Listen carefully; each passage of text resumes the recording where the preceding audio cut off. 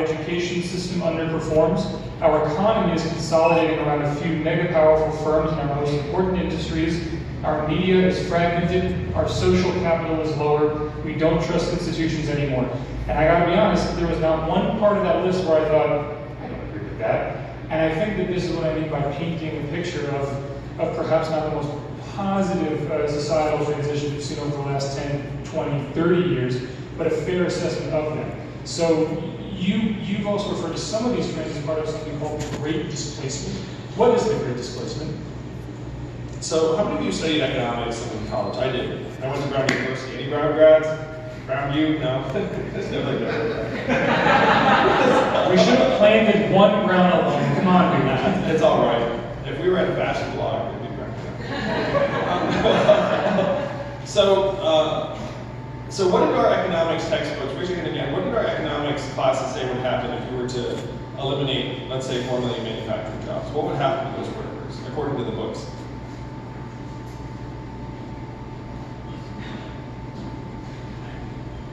Go to a different industry. Yeah, they would get retrained, reskilled, and a higher productivity work, economic, GDP would grow. There'd be like an adjustment.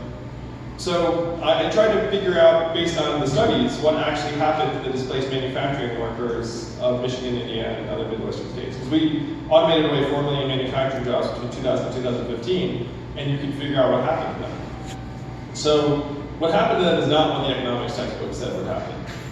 40 to 44% of them left the workforce and never worked again.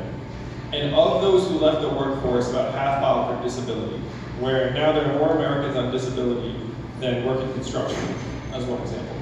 So the Great Displacement started in 2000 when we started chewing up these manufacturing jobs, and these workers went home and started to drink themselves to death and started dying at younger ages, and 8 Americans are dying of opiates every hour, and like suicide rates have spiked. Can we slow down that statistic for 1 second? 8 Americans are dying of opiates every hour? Yeah, 8 Americans an hour now. And it is, as you said, Matt, the trends are all tied together.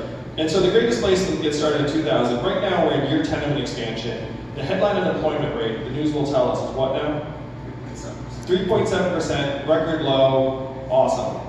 But then if you look at the labor force participation rate, which is what proportion of working adults are actually in the workforce, and that is a multi-decade low right now at 62.9%, the same levels as El Salvador and the Dominican Republic. And almost 1 in 5 prime working age American men between the ages of 21 and 30 has not worked in the last 12 months. And that's right now when things are supposed to be good. So the Great Displacement is that we're pushing a lot of people, particularly unskilled men, out of the workforce.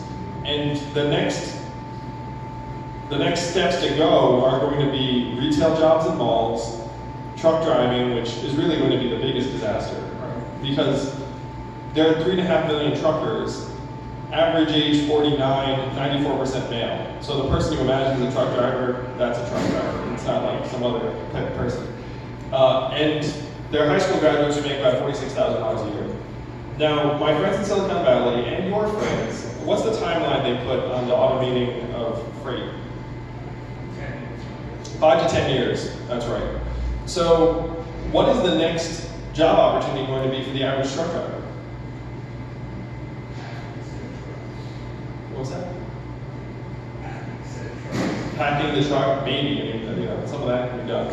So you might have said Walmart, greeter, if you thought that Walmart was going to be hiring, which they probably will not be. So the odds of hundreds of thousands of middle-aged men, 10% of whom own their trucks, and significant proportion, about 80,000 are ex-military, the odds of them just going home, like really, really low. And if you think there's going to be a massive negotiated solution, only 13% of truckers today are in a union. So even if you wanted to try and figure it out, you'd find that 87% are in a small mom and pop firm of between like 10 and 30 workers. And I think also, because a lot of the folks in this room may not be old enough, I know